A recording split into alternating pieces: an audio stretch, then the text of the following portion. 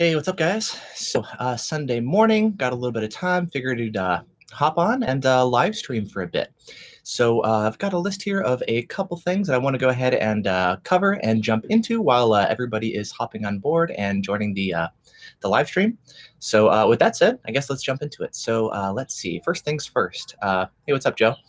In about a week and a half or so, I am leaving on vacation. I'm going to have a video actually talking a little bit more about that once the time comes. But between now and then, I'm kind of working on what sorts of videos I want to have ready in the meantime.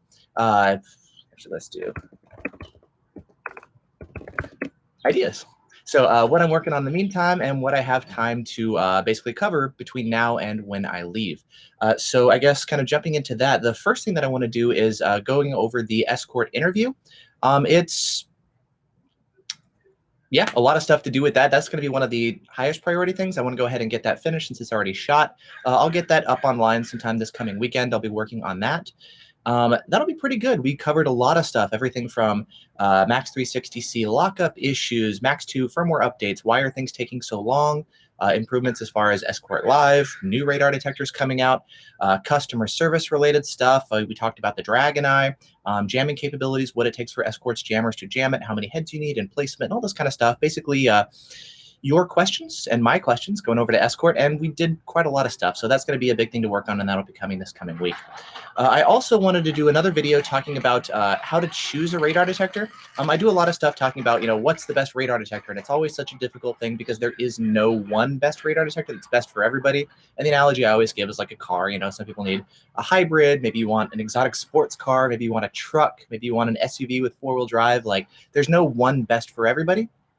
And so I want to actually go through the thought process of like, okay, let's say you don't know anything about radar detectors. How do you choose? How do you know what's important? So talking about range, BSM filtering, do you need GPS or not? Do you need arrows? Do you need a remote versus a windshield mount?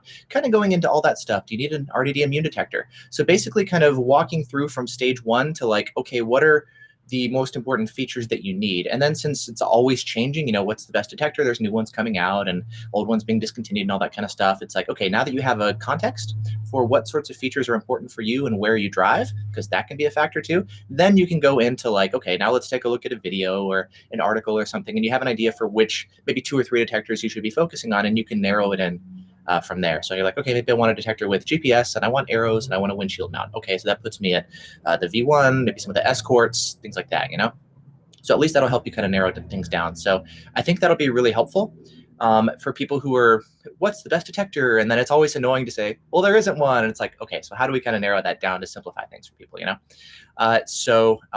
Yes, Andy, you were asking, did Escort show any interest in beta testers like Uniden has done with members on RDF? They were saying evidently they're doing that already. I talked to them about it, and I did some beta testing for the Max 2 when that came out, signed an NDA and everything. And I told them, like, hey, it was not really what I was wanting to do. Like, I don't want to just be, when we came in the process to beta test that detector, it was the Max 2 and the Passport being released.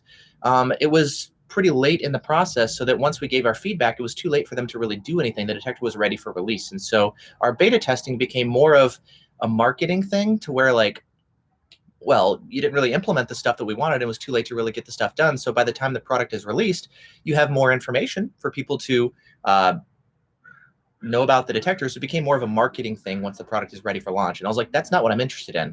That's cool. Of course, I'll talk about new products when they come out, but like, I want to help make things better. And so we talked about getting people involved earlier on in the process. And they talked about how they actually do have a number of people that they work with at this point already. And we've talked about just kind of that and improving the beta process. One of the things also was they get all of our feedback, but we don't always know what do they implement. So there's kind of a communications drop to where we submit information, but we don't know, did they hear it? Are they trying it? Do they think it's a good idea or not? Is it going to be implemented or not? So it's kind of like we just put information into this black hole, and then as beta testers, we don't get the information back. And so we've been talking about improving the communication and stuff just to make sure that everything works better for everybody. So yes, Escort beta testing, that is stuff that we talked about. I don't remember if that part is on camera or not, but that's kind of the story with all that. Now, let's see, what else do I want to talk about? Oh, I got a new LiDAR gun on eBay, the LTI LRB. I've been wanting to get another gun besides my PL3 for testing, and so I figured I'd spend a little bit of time playing with this one and maybe do a video on it, like a 5-minute Friday video. yeah, basically another gun for testing and videos and just cool content to share with you. So got it pretty inexpensively on eBay. So yeah, another laser gun. So I guess something else to do a video on. Let's see. Oh, something else I wanted to talk about. A number of you guys had concerns about the Beltronics GT 360 video. And it was cool. Not cool, I guess. A number of you guys were concerned, like, oh, Vortex, you're a sellout. You're saying a Beltronics detector is like one of the best detectors. And oh, it's probably just because you just went to Escort and you drank the Kool-Aid. And it was interesting. I mean, typically when people think that I'm biased financially or something, usually it's people that don't know me very well, and they're typically new to the channel. And to you guys, welcome. And I'd like to talk about that a little more. I always like to have, transparency, and let's talk about it. So yeah, the story with the Beltronics GT360, the price dropped quite a bit. And it turns out that wasn't Escort's doing. It was kind of similar to how, if you guys remember the Uniden LRD 950, when that came out, they didn't really stick to the minimum advertised price, and the price just freefalled. And Uniden wasn't really able to recover it because once the price goes down super far, it's tough to bring it back up. And that was actually one of the reasons they had to discontinue that detector, replace it with the DFR7, which was almost the exact same thing. And it's also one of the reasons why Uniden does not now allow manufacturers to sell the detector below $399. They really are adamant about sticking to the minimum advertised price, because when the price starts going down and down and down, you'll run into some issues. Sometimes you can find discounts on like eBay and stuff, but then Uniden tries to bump the price on eBay so that even with the sale, it still sticks to $399. And it's just designed to prevent people from buying a whole bunch of them and selling them below cost with no warranty, that kind of stuff. And customers wind up getting screwed over. So they really want to make sure we stick to authorized resellers and minimum advertised price for the sake of maintaining the price and also making sure customers get a good experience. Escort does it a little bit differently. If you look on Amazon, you'll see price drops on the Max 360 and 360C and stuff. The GT360 evidently was an exclusive product with Beach Camera.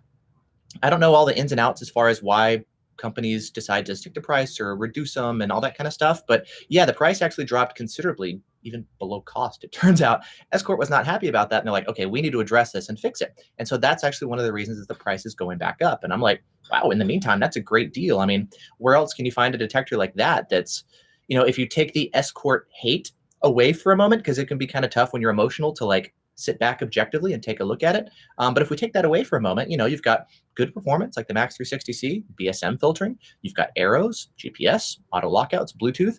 You're not going to find any other detector that has that level of capability at that price point. And Escort doesn't even want that either. They're, again, having to raise the price because that's below where it's supposed to be. I talked about that in the video, comparing it to other detectors. There's even other ones like the Escort IX. That I looked on Amazon, it actually costs more than the GT360. It has worse performance, worse BSM filtering, no arrows. Basically, it's a worse detector in almost every way, and yet it costs more money. The GT360 gets in the sweet spot. You've got the Uniden R1, which was also $299. Better performance, obviously, than the GT360 and RDD immune, but no arrows, no GPS at all. So the GT360, it's a more well-rounded detector. You got your, again, Bluetooth. You got a lot of really cool functionality. The mount is better. Pros and cons to everything. And that's always one of the difficult things to say is, what's the best? And I just thought it was interesting to say, people say, oh, you're a sellout because you're recommending an Escort detector. And I was like, huh, interesting. Okay. But anyways, I wanted to go ahead and talk about this a little bit and just address it head on, Yeah, and it was funny. I'd shot that video actually sitting here at home on my balcony. And then when I got to Escort, it was like a day or two before that video was going to go live. And I was like, hey, here's a video that I shot. This is going to be going up since we're talking about it. And they're like, the price is about to go up. That's going to be kind of annoying. And I was like, oh, man, I just shot the video and it's finished. I don't have time to go and shoot another video for 5 Minute Fridays because I'm traveling. And the video that I just shot, it's not going to be accurate pretty soon. So dang it, I don't want to post inaccurate information. So what do? I'm like, okay, fine. So I shot a quick edit and say, okay, here's an update. It's like more of the story as far as what's going on. Yes, it's a good deal at $299. Not really so much at $399. I'm probably going to ignore it since you can get a Max 360 for a few bucks more. But at $299, that's why it wound up being a good deal.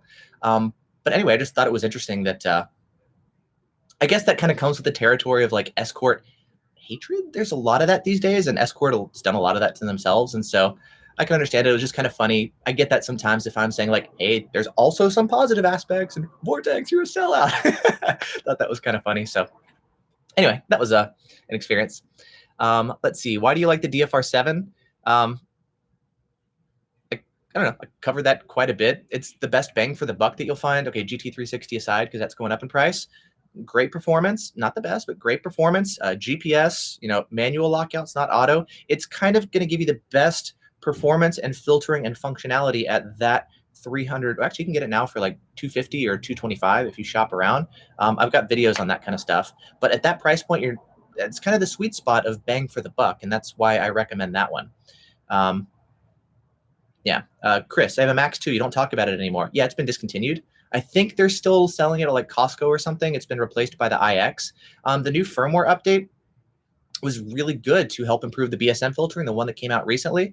So the update for the Max 2, yeah, David, you guys asking about that? It's already available. You can go and update your detector. So go ahead and do that. It will significantly improve the BSM filtering. And so, yeah, the detector, it's, I guess, still being made. It's kind of like the 9500iX where Escort discontinues it. And they're like, let's bring it back because we can still make money. So there's this weird thing with Escort discontinuing detectors and replacing them and then bringing detectors back from the dead. Oh, it bricked my detector last time. But that sucks. I don't know if there's like is there a recovery option with the Escort detector tools? I'm not sure, but it should be okay. What do you think about the Max 360? Good detectors, arrows, auto lockouts, a lot of great functionality. Read my website. I've got a link in the video description covering the best radar detectors, and different ones. The Max 360 is listed there. You can go take a look, and yeah, it's got all my thoughts on that one there. Did Escort backwards? Did they clarify if they're going to provide IFT updates for the iX? We didn't talk about that. I know that platform is more limited than, say, the Max. It's not a full digital platform. It's more analog, so there's only so much they can do. I know they've provided an update. I think it's at like firmware 1.1, but I don't think it's going to have the same ability as a Max, say, to improve the BSM filtering. So Escort doesn't seem to be super gung-ho about that one. And yeah, I haven't seen a ton of enthusiasm for the iX stuff. Let's see. Oh, and then the last thing I wanted to talk about is I'm working on a website redesign right now. So I've got a company that's helping me with that. I'm not a super huge fan of the design of my website. I think it's okay, but I want to improve some of the flow and ease of use for navigation and how it looks on mobile devices and stuff. So that's going to be something coming up pretty soon. They should be finishing it up this week, and I'll take a look at it, and I'll flip the switch at some point. So a website redesign is coming. That should be cool. And hopefully that should be better for you guys to find content, to read, all that kind of stuff. So I'm just wanting to improve everything there. I don't focus on my website as much. I probably should devote more time and energy to that. I focus more on YouTube stuff. But anyway,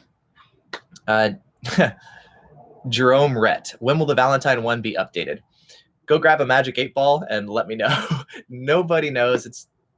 We're all still wondering. We know there's patents out for new displays and designs and sweep patterns and all this stuff under the hood that they're working on. Patents got denied, and then they're having to reapply, and then eventually they get approved.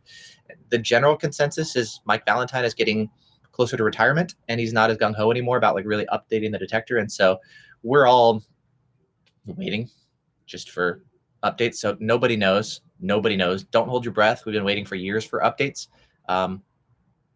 Yeah. Joe, which K-band are known cops instead of BSM? That can be difficult to tell.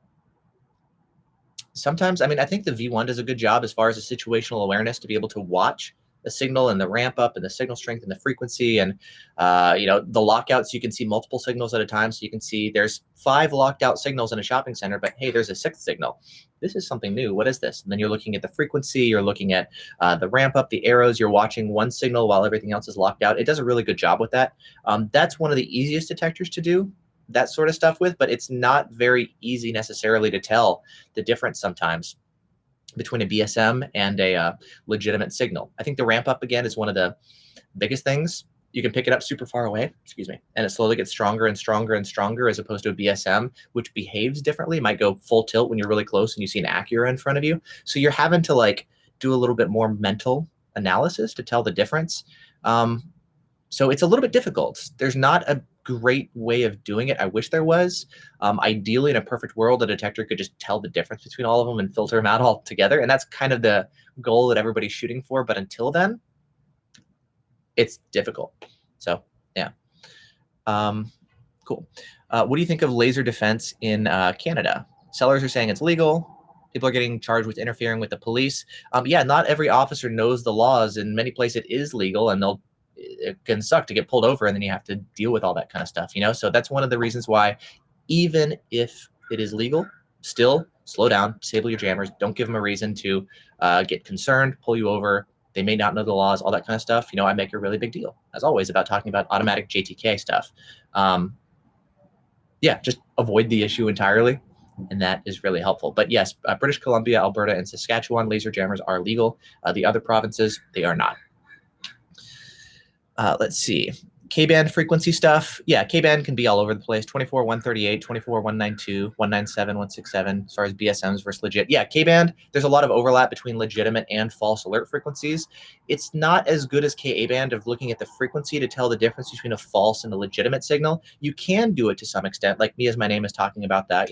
You can look at the frequencies to tell Hondas versus GM vehicles.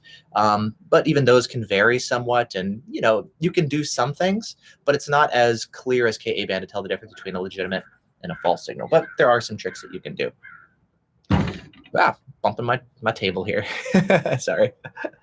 Let's see. You're testing with the R1 and R3. Have you noticed false Ka from satellite dishes? Some people are seeing that. I don't have any of them here, but I have heard a couple reports of people seeing false Ka alerts from the Uniden. I've seen it with Escort products from a couple different brands. They have this. Yes, there are some Ka-band satellite dishes. Usually they're on different frequencies. Sometimes there may be some overlap, and it can help. And if that's a situation, if you have a detector that has lockouts on Ka-band, that could be a good solution. I've seen some things even with the Blackview DR900S, the dash cam. If you enable 5 gigahertz Wi-Fi, one of the harmonics of Wi-Fi for one of the channels can actually trigger Ka-band alerts on a detector sitting right next to it. So I've seen that happen before as well. So there are a couple different false alert sources on Ka-band. And yeah, satellite dishes, they are one of them. For you guys wondering about Uniden R3 firmware updates, yeah, we've been talking about it in the past couple of weeks as far as the beta testers. Uniden actually is really wanting to release it. We're still seeing a couple things in testing that we're not totally sold on, so we're discussing right now, should we release it soon? Should we continue to improve it? So I know you guys are eager. I wish we just release it right now and everything was good to go, but there's still some discussion. There's still some development going on, and yeah, so that's the latest on that. Yeah. Uniden updates. So one of you guys were asking about Redenso stuff. I know they're still working on that. Yeah, got beta firmware. They're doing some testing and development, that kind of stuff too. But yeah, there's more stuff coming for the RCM and even beyond what we have already in the beta as far as what's coming. Hey, Bird. Stuff that's coming in the pipeline, even beyond the current betas. There's more stuff coming. So yeah, it's great to see continued development and communication and working with beta testers. I wish this stuff was faster. I know you guys do too, but stuff takes time, for better or for worse, to add a bunch of features, to test it, to make sure it works properly, to if it doesn't, if something needs to be corrected or changed or adjusted, to make those changes, And so the stuff just takes time. I wish it was faster. I know you guys do too, but that's, I guess, reality. So yeah. Enjoy the vacation. Thank you. Yeah, I'll be gone for about 3 weeks or so. It's going to be a longer one. And then when I come back after that, we're moving. We're in the process of buying a house too. So it'll be a busy time. So I'm already planning on like what videos I want to do before I leave and then the ones I want to do after. So some dash cam reviews and new radar detectors, testing stuff and new jammers, like all the kind of stuff I'm already mentally planning. And yeah. So behind the scenes planning stuff. Let's see, MRCD and the R3, new firmware compared to the Pro M. In development, when it's ready, I'll let you know. Fair? But if it's not ready, it's still under development. It's not really fair to fully give all the information about how well does it work if something is still being developed today versus something that's already available. It's not really a accurate comparison. They can still change things, right? So once we have a public version of it, I think that would be a better comparison with the Redenso. But if you're looking for MRCD, again, Redenso's had plenty of time to work on this and develop it. And they do a great job with it. And it's not perfect. I mean, I tried enabling it just for myself, and I get MRCT falses and stuff. So yes, you get falses just like anything else. But it does seem to be one of the best that's out there. Let's see. Do you need MRCD in Missouri? No. New Jersey, or sorry, not New Jersey. What is it? Maryland. Somewhere else in the Northeast. Somebody else, if you know in the chat, let me know. And then people are also reporting MRCT in Chicago. Yeah, so there is some of that that's starting to show up. I think the Chicago one, people are saying it's been here since like 2014 and we didn't even realize it. It's fixed photo radar, so if you're running Waze or something, you'll get the alert. So you still have protection against it. No photo I think would work too. New York. Thanks, guys. Yeah, New York, Maryland, and Chicago. And those places we're seeing, I think it was like New York City, some places around there, not the whole state, upstate, anything like that. So just certain little pockets where that stuff is in use. But yeah, I guess it's starting to show up here, and it's nice that Escort, Uniden, Redenso, like there's a lot of companies that Stinger, Net Radar, there's a lot of companies that have this now. So it's great that we've got a lot of options. So we're kind of ahead of the curve in that regard. So that's really good. Any idea if Uniden will be attending SEMA? I don't think so. I haven't heard of that. Usually there'll be Escort, Redenso, Net Radar. No, I don't think Tom goes for that. Uniden, I don't believe they go to these ones. So it's usually like the Cedar branch. So Escort, Beltronics, Cobra, and Redenso is there. And then it's like a lot of dash cam companies too. Let's see. When I lived in New York, I got red light tickets in the mail. Isn't that MRCD? Okay, so no. Red light camera does not automatically imply MRCD. MRCD is a very specific type of radar, and there's many, many, many different ways that red light cameras can operate. Some of them use radar, some of them use camera systems, so there's nothing to detect. I believe there's some speed cameras that use laser-based systems. There's VASCART. There's so many different types of technology, and only some of them use multi-radar. And for those particular ones, if you have a detector that has MRCD, you can detect it. For most of them, it's kind of like you guys have seen, there's certain speed signs that don't trigger your radar detector. There's a lot of red light cameras that are just camera-based. The ones that we have around here, they're not radar at all. They're just looking at cameras and they're watching the motion of the vehicle through intersections, and do you make a complete stop, or maybe they'll have sensors in the road and stuff. That's not radar-based. And so just because you have a Mia's my name. Yeah. Just because you have red light cameras does not automatically imply MRCD. Yeah. So cool. Yeah, I know. It's R3 questions. It comes up all the time. We joke sometimes, like every time people should ask, we make it a drinking game. People jump in, hey, what's the latest on the R3 updates? And this is just coffee. It's not spiked or anything. But R3 updates, drinking game. So if you guys want to have some fun with it, that's a good option for you. Here's a cool question. Napster 6. So why does radar usage change from state to state? I.e., why would one police department decide to upgrade from modern KA while others stick on K for years? A lot of it just has to do with the agreements that they have with different manufacturers. If they're like, hey, I need 50 radar guns, who's going to give me the best deal? California, they have some agreements with Stalker. So they'll have a lot of Stalker guns. So a lot of it has to do with just money stuff where you get a better deal on. They don't really care about bands and stuff. That's not a big deal to them. Maybe things like the size of the unit. KA band can be preferable just to have smaller antennas. Takes up less space on their dash, which is nice when they already have computers and cameras and all sorts of stuff, in their car. To have stuff that takes up less space or maybe draws less power even, that can be really beneficial to an officer. But a lot of it comes down to purchasing agreements with different manufacturers, contracts, things like that. It's not so much bands or, yeah, from what I've seen, that's kind of one of the biggest reasons why they switch. And a lot of times they may not have a lot of money, and so they're like, well, I'll stick around with old equipment for years. It still works and works and works. So no need to upgrade. And then eventually maybe they'll sell off a bunch of old ones, or they'll go away. They start to die and they just need to buy new ones. So a lot of it just comes down to money. A lot of police departments don't have a lot of money, and so they'll hold on to old gear, or they want a deal on new equipment. So that seems to be some of the reasons why they choose what they choose.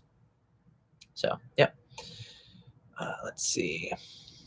Other stuff. SEMA. Yeah, SEMA should be fun. I'm looking forward to that. That'll be around Halloween. Always cool. I already got my plane tickets and hotel, and yeah, that should be a lot of fun.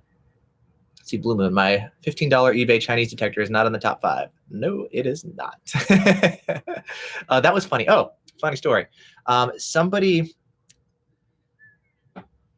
There was somebody on eBay who posted a fake review. That Chinese eBay detector, they posted a review of, I took a screenshot of it and I sent it to Amazon. It's since been deleted. Good. But they had a picture of me holding the detector and reviewing it. And then in the review, they're like, this is a great detector. This is why everybody's recommending it, and saying that they run this as the detector of choice. And it's literally a screenshot from my video of me holding the detector with my Vortex radar shirt, whatever side it's on, and pretending that I'm recommending the detector, when in the video I'm doing anything but. I'm like, this is hilariously terrible. That's how bad it is. But fake information, it's out there.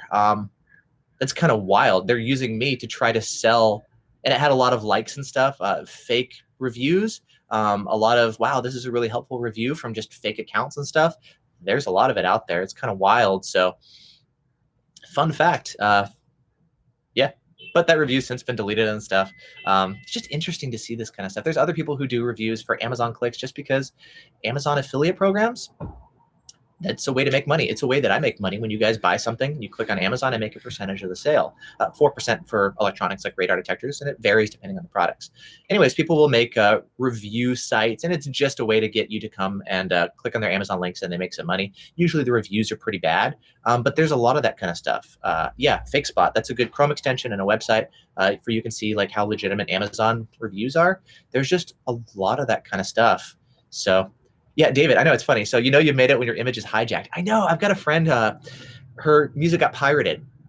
And I had said the same thing to her. And I was like, you know you're making it when people are wanting to pirate your music, you know? And of course she doesn't like it. And I'm like, that's not really cool to use my image in that way. But I mean, I guess in that regard, it's kind of cool. Like if I was a musician and somebody's pirating my music, I'm like, well, that's kind of cool, you know? Wow. So anyway, I thought that was kind of funny. Hello from Russia. Oh, здравствуйте. Let's see. Trying to say Heatmanyak. Not sure how to pronounce that exactly, but yeah, очень приятно. With all the work in Napster 6 that you do with radar protection, if you consider doing reviews on things like police scanners. Not really. I used to run a Uniden. This was before they released any of their radar detectors. I had like BCT 396 XT or something. It was a handheld scanner, trunking scanner, and I had an antenna in my car, and I used it for driving around and stuff. I didn't really find too much value in it, just because when I was running a scanner, the majority of the stuff that I would hear, it's like, oh, you know, there's some violent crime going on, or there's an accident we're dealing with, and DUIs, and they're running people's plates and stuff. Like, that's not the kind of thing that I would want to listen to on a drive. I was hoping it would be things like, hey, this is Officer so-and-so. I'm setting up on I-5 at mile marker 247, shooting laser in the northbound direction or something something like that to let you know what's up ahead. But that's not what I saw. It was just people dealing with like violent crimes and homeless people and break-ins. And like, I'm really, really grateful for officers who are dealing with all that kind of stressful, crazy stuff, you know, but that's not something that I would want to listen to. And so on a countermeasure front, I didn't find it to be too helpful. I know there's people who will use it for, what's it called? You know, maybe for scanners, for air patrol and stuff. And we do have that here from time to time. But I didn't find it to be too useful for myself, so I've since uninstalled it. And yeah, so I don't really run it. Plus, I don't have a ton of room to like jam pack. My ALP CPU doesn't even fit in my center console. It's like hanging out the side of the passenger seat. I'm running out of space to install everything. And so I haven't found it for me to be too useful. I could do it, but nah, I guess. So I guess that's the answer to that. And I've already got my hands full enough with radar detectors and dash cams. And honestly, there's a lot of people who are way more knowledgeable than me in scanners and radio stuff. I could do some things as far as using it as countermeasure, maybe do a video on it or something, but I'm not super into it, and I haven't found it to be super useful. I would just share other people's stuff. So yeah. Truck and Geek. Any plans on reviewing the dash cam rear view mirrors coming out? They show front, back, and record as well. I don't really like the ones, me personally, the ones that are built into your rearview mirror. I like it for the stealthiness thing. I think they look a little too aftermarket and cheesy, but it's kind of cool to have them. Some of them clip onto your existing rearview mirror. Some of them replace your rearview mirror, and you've got the camera and memory card and all the stuff built in. Some of them seem a little bit bulky, so I haven't seen any that I'm super excited about, and so I've been focused more on like more traditional designs.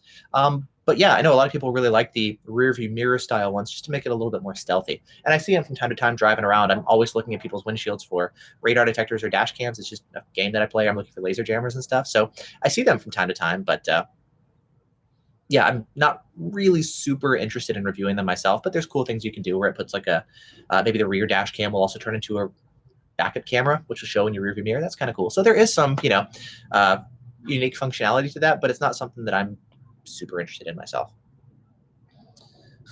Have you seen the new Z4, aka Supra? Yeah, I know there's some news coming out about that. The Fiat hybrid. How much is that LiDAR gun in the thumbnail? My SP uses that. This one, I actually don't even remember if they still make it. I'd have to take a look. It's the LRB. I got it online for like $330 or something, which is a good deal. Usually they cost more than that. You can get them for all sorts of prices. It's untested, and I need to get some batteries to actually put it in, so I don't even have the ability to turn it on yet. I'm hoping that it works, fingers crossed. But yeah, I got it cheap, which is why I picked it up, just to get another gun. So, откуда ты знаешь русский язык? Sorry, my Russian is not that great. Oh, perfect, thanks. Мои родители из России, so я могу немножко говорить, писать немножко. My parents are from Russia. It's a little bit of Russian stuff, but my reading and writing kind of sucks. So let's put my phone in do not disturb here. There we go. That's better. So I don't get these buzzes in my pocket. Which dash cam would be good for us truck drivers? I don't know. I guess something reliable where you can run for hours and hours and hours since you guys are driving for long periods of time.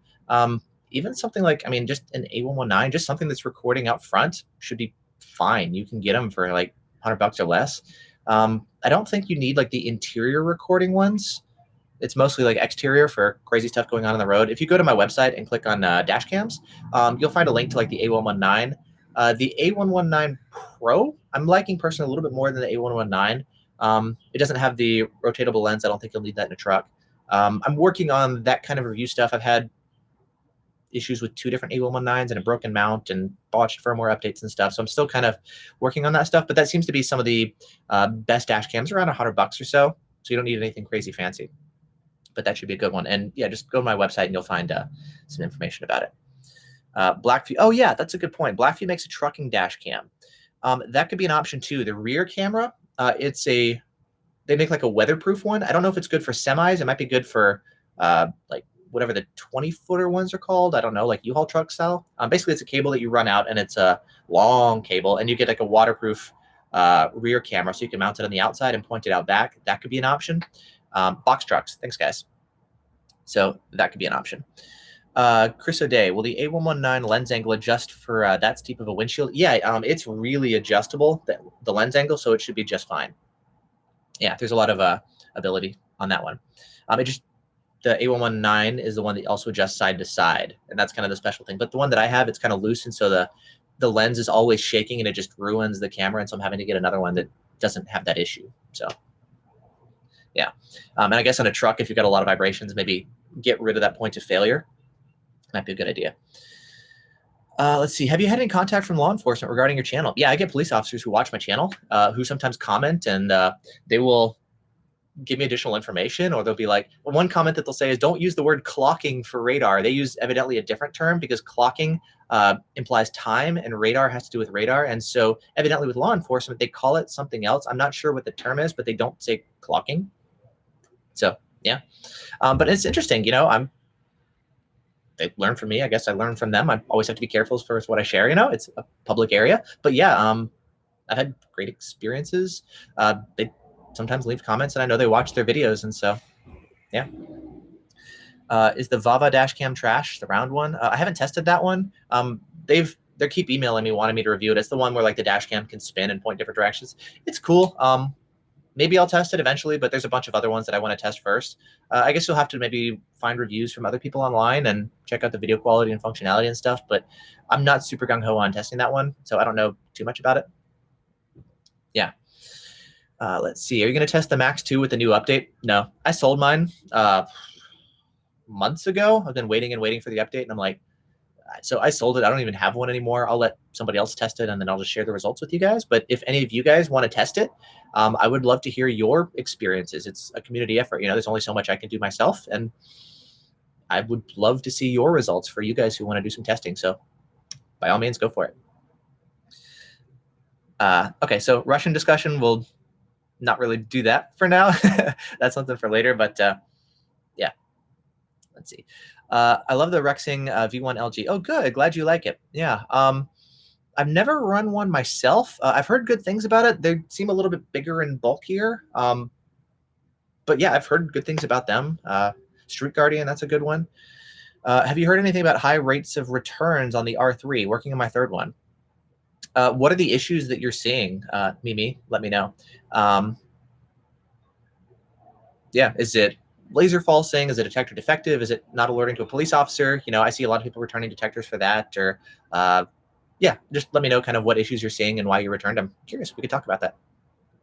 What is the best radar? Detector. Radar detector.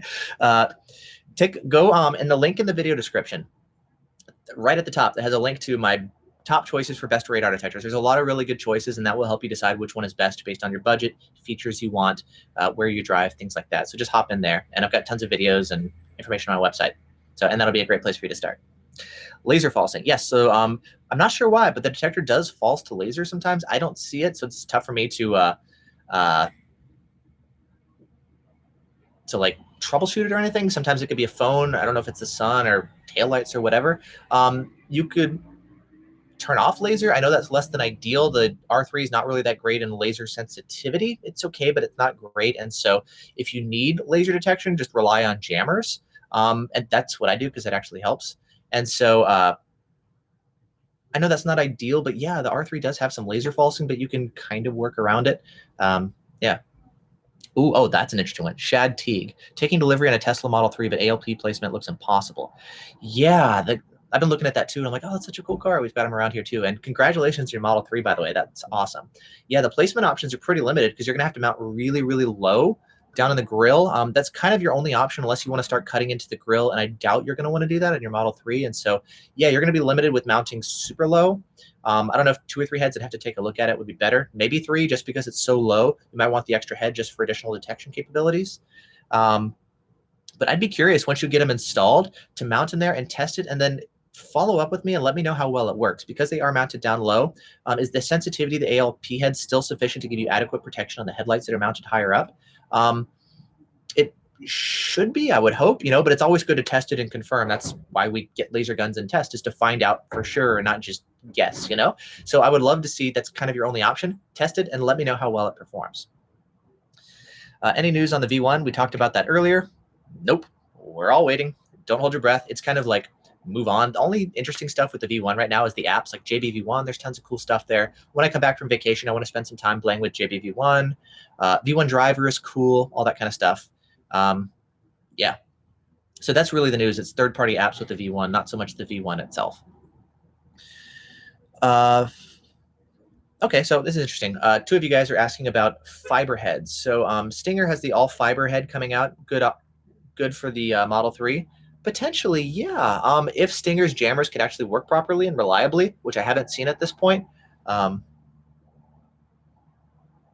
if it works well, and that's a big if it does, that could be a cool option. I tested the Model S where somebody had the Stinger jammers and they got the fiber heads and they just put them in the little cracks and stuff. I was looking all over the grill. I could not find the jammers until he showed them to me, and it was incredible. So yeah, with that jammer, you can do some really cool stuff to hide them and give you more placement options on cars like the Model 3 where you don't have great placement locations. So that could be an option, but it really have to have a really good functioning jammer in order to go with it. Who cares if you can't see it if it doesn't work well, So if they work on that and improve it, that could be a really cool option.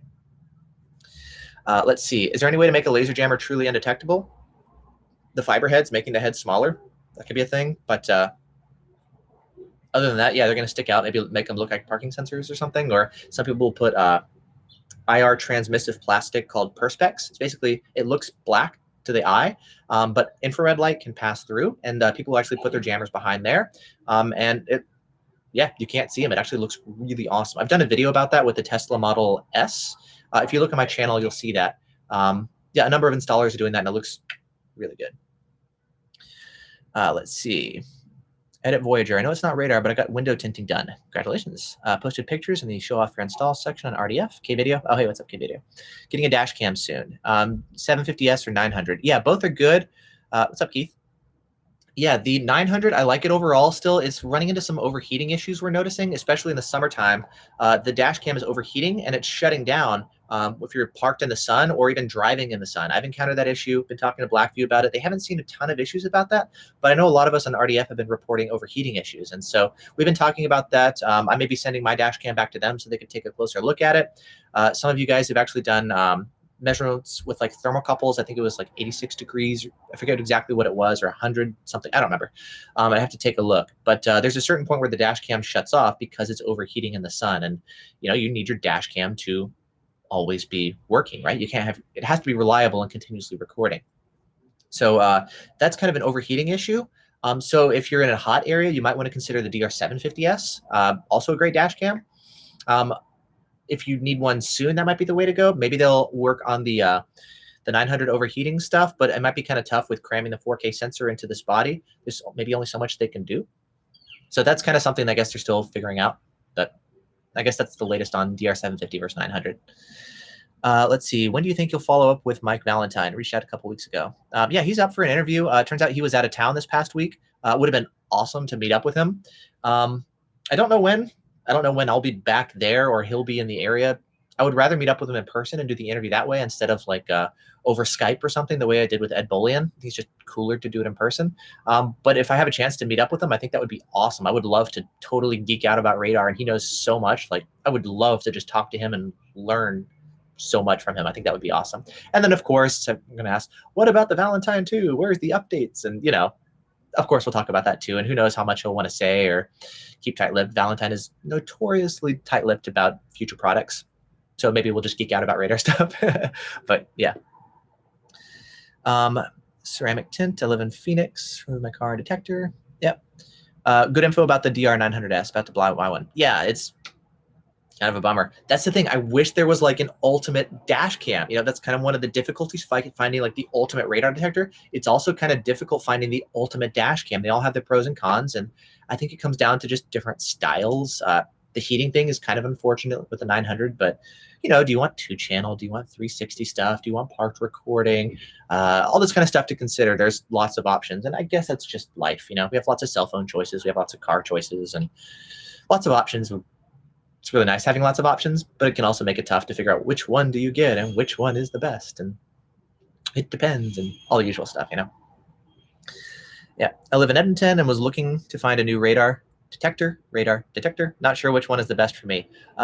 Most likely, okay, if you're there, yes. So the Redline EX or even the Redenso Pro M, I think would be an even better choice. It just does a better job with the MRCD that's heavily in use in Edmonton.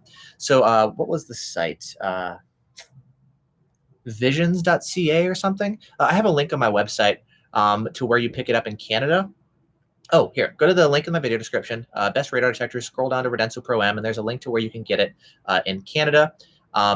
That's a great option. If you want to go for remote, go for the Redenso RCM. Or actually, I think that's still not available in Canada officially. So maybe the Pro M would be the way to go. And it also costs a lot less too. So that's what I would recommend. So yeah, a lot of Canadian members really like the Pro M, do the MRCD stuff. That would be the way to go. And it's nice having good, the ramp up, the BSM filtering is better than Redline EX. The detector's smaller. So lots of advantages. That seems to be the best one for there. So yeah, that plus like ALPs, because there's a lot of Dragon Eye usage. And so MRCD plus Dragon Eye, you're going to want something like a Redenso Pro M plus ALP front and rear. They do a lot of rear Dragon Eye too. So you'll need that, but once you do, Edmonton becomes almost this like fun obstacle course where you get tons of stuff, but you can defend against it, which is pretty awesome. So yeah, ALP front and rear, and Redenso Pro M, great setup for Edmonton. Let's see, 12-inch strip. Any more factory tours coming up? Nothing planned. It would be cool to do some, maybe go to Valentine or something, tour there. A lot of them, like the dash cams, are overseas in Korea. I've had 1 or 2 invites to go do a factory tour in for different products, like in China and Hong Kong or something, or in South Korea, in Seoul. So I've had some invitations. Maybe if they pay my airfare and all my travel expenses, that could be cool. But in the meantime, I'm kind of busy, but it would be cool to go do that if they want to cover all my expenses. Maybe I could do that. That could be kind of fun, you know? I kind of like the factory tours. So maybe if anybody's listening, shoot me an email. Let me know. Let's see. Hey, Vortex, even if the V2 is not in the near future, when do you see the V1 in comparison with high-end detectors? So we've been discussing that on the forums. Like the V1, it's not getting updated, and it's starting to fall behind now in terms of performance. The BSM filtering is still pretty good, but yeah, it looks like a fake background. It's not. Trees in my neighborhood. Welcome to the Pacific Northwest, and construction going on here always, especially this time of year. But yeah, the V1, it's falling behind a little bit in terms of performance, and a lot of the stuff like Valentine, he's limited in terms of putting GPS in the detector just due to patent restrictions. And so, the third-party API was a brilliant move on his part to allow other people to add GPS-based functionality through the app and add a bunch of cool stuff. So that's really kind of what's keeping the V1 afloat, is all the third-party apps, to be honest. Otherwise, the detector could really use some updates. And not so much the design. People give it, a hard time, like, oh, 80s design. I think it's a very functional, well thought out design. Like, okay, it's not as pretty and fancy, and there's no, OLED display. There's no frequency display. It's hard to tell K-band versus KA just looking at the red LEDs at night and stuff. So yeah, there's some difficulties, but I think it could use some improvements under the hood that we know they're working on already and just need to be brought forth. It's taking a while, but we're just still waiting on that. So yeah. Do radar detectors over time become old and less sensitive? I have heard that from time to time. Ruff, ruff. Yeah, got my dog here. He's wanting to lick my hands. He's just been down here laying on the ground. I have heard sometimes the detectors can, like the red line, sometimes the LNA needs to be reflowed or something, or it can throw a service required issue or just needs to be checked up on. So there's things that can happen, and sometimes it's good just to send it in for a tune-up to Escort. So it doesn't always happen. I mean, Pointer Cone, he bought one of the first red lines ever, Old Nelly, and that thing consistently blows away like all the other red lines in testing. He's got a really good unit, and it was one of the very first ones ever. And so that one certainly hasn't lost its mojo, So great detector doesn't always happen, but I have heard stories sometimes of just in the heat or whatever's happening, the detector can start to degrade over time, and sending it in for a tune-up has helped in practice. So yeah. Let's see. Automotive products, Golden Eagle, interested in providing a sponsorship? Well, thank you. I'm not really interested in sponsors on my channel. I generally don't like being sponsored. I like being this third-party independent person. I test and review stuff, and maybe I'll do affiliate links or something. I just recommend products, but I don't really like people sponsoring my channel so much, because then that starts getting into well, Vortex is saying good things about them because they're sponsoring them, and you can't say bad things. And so I appreciate the offer, by all means, thank you. But I'm not really so much interested in any sort of sponsorships, but thank you. Let's see, James Kwan. What is Seattle police mostly used? Seattle PD, downtown, don't actually run radar. They mostly deal with like homeless people and drunks and burglaries and that kind of stuff.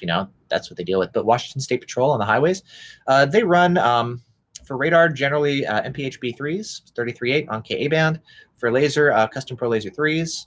They've been upgrading to PL4s. Once you start getting out of Seattle, I'll see TrueSpeed S, more PL4s. I'll see some Stalkers in 35.5, and I'll see some, what's it called? Even some K-band and used by sheriffs. I'll see like north and south once you start heading up to Vancouver or Vancouver, either side. Yeah. So you see a whole variety of stuff, but in Seattle, primarily 33.8. To be fair, it's not like you can always go very fast in Seattle. Yeah, we got traffic.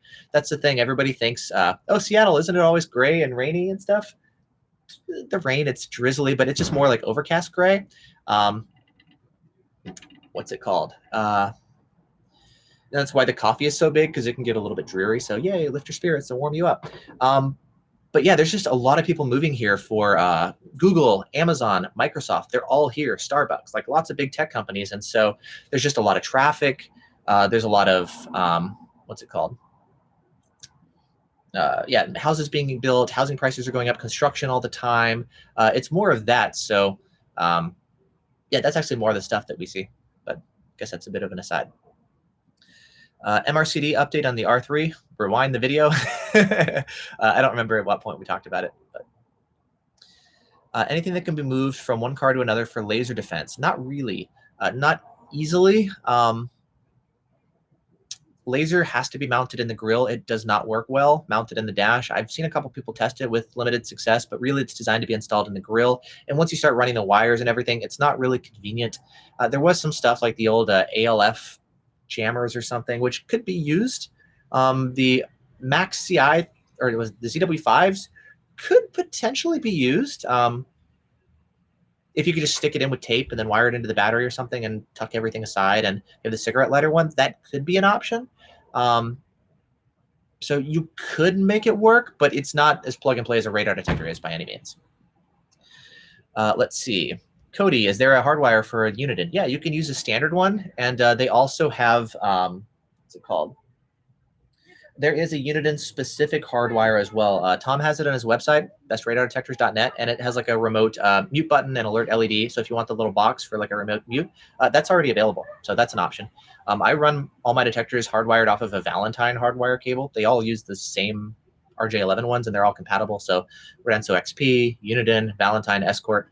Yeah. Okay, so let's see. Do they have a blend mount for the R3 now? Yes, they do, which is awesome. It's a great option. Oh, Cody, I use a Safe and Sound one. Yeah, there's third-party ones as well available too. So, yeah, there's options available for R3 hardwires. Matthew Cook, do you know when the expiry date is on Escort's auto lockout patent? It's June of 2019 or 2020. I think 2020, so a little less than 2 years from now. But I believe that's the date for that. So, yeah, come on, 2020. How functional is a TX head behind the glass? Probably bad. If you think the transmit head, I mean, you're probably going to be getting some reflections off of the glass, so that could conflict with stuff. Might be bad, but I don't know. Test it. Let's find out. I guess that's what it comes down to ultimately. Let's test it and see. So we can speculate and guess, but hey, we can test it. Get a setup, and somebody can try it. So yeah, let's see, what time is it? 11:15. I'll probably need to head out in maybe 5-10 minutes or so. Got gym here at 12. I need to do a couple things before we go. But yeah. Biggest issue with reflections in the receiver. Yeah, it could be. I was thinking about that too with the TX head behind the glass. If it's going through, it may not care as much about the reflections as the TX head can't see it. So it could be a feasible option. I agree. Cody, do you go to California? Sometimes. I like it there. Yeah, I know you asked about SoCal versus North California. Both are good. Yeah, both are good. I know everything's on fire. We've actually been seeing forest fire stuff, the smoke from everything going on in California. We're actually seeing the smoke and everything even up here in the Seattle area. It's pretty wild. And all my friends on Facebook, I got a lot of photographer friends, are in Death Valley. They're trying to shoot photos, and it's crazy down there. So really unfortunate about California and the forest fires. But yeah. Anyway, okay, well, I should probably start okay, last one. Minchin Joe, recommendation on a 2-channel dash cam with external battery for the BMW. Blackview DR 900S or 750S. With the battery, I use the Blackview B124. Really happy with the setup. Yeah, take a look down at the link in the video description. Head to my website and click on dash cam, and you'll find links to where you can get like the battery pack, the dash cam, all that kind of stuff. Has a dash cam saved you? Yeah, it's been super, super helpful. I think a lot of times I feel more naked running without a dash cam than a radar detector. Because if I'm just driving to the grocery store or something, the last accident that I had, I was pulling right out of my neighborhood.